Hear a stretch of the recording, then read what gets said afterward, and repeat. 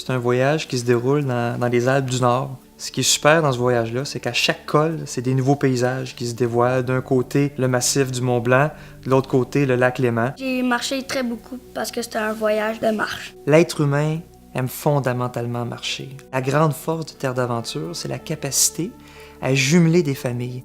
C'était le premier voyage qu'il y avait d'autres personnes avec moi, donc je pouvais me faire des amis. Je me suis fait un ami qui s'appelait Léo. Il venait de la France, il faisait beaucoup de voyages avec son père.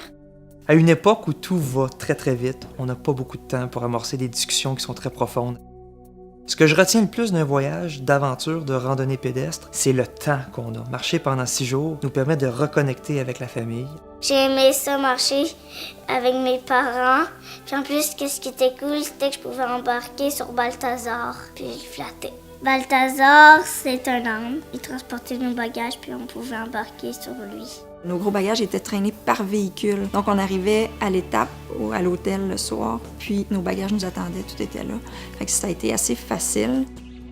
Je me suis beaucoup amusée en camping, à faire des feux. On allait chercher des branches, puis c'était le fun.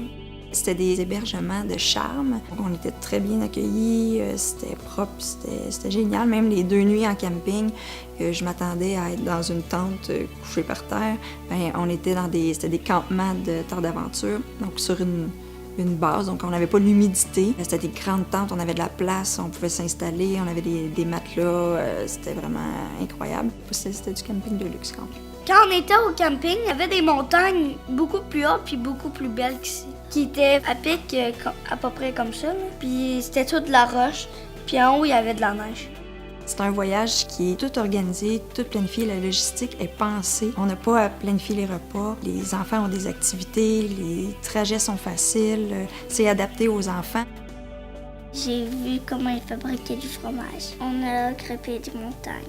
On a ramassé plein de fleurs. Pendant 1 semaine, les enfants ne nous ont pas demandé l'iPad. Pour nous, c'était absolument extraordinaire. En fait, les enfants se sont amusés pendant toute la semaine.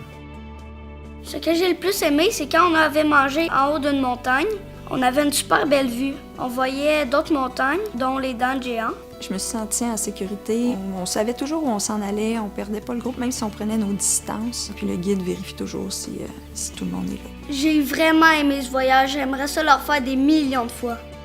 Au niveau budgétaire, c'est un voyage qui est très abordable. La plupart des familles, le fait qu'on n'ait pas de transport à destination, puisque c'est un voyage qui se fait à pied, amène les coûts vers le bas. Grosso modo, on parle d'un voyage pour 4 personnes de 4 500 $, plus les vols, avec les hébergements, les guides, les activités, les excursions, une nourriture excellente et très locale. Ça m'a permis de prendre des vraies vacances, de relaxer et de prendre ça plus cool.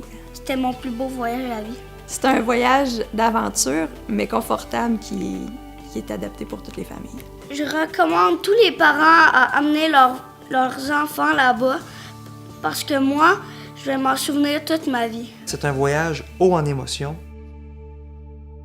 Vive Terre d'Aventure!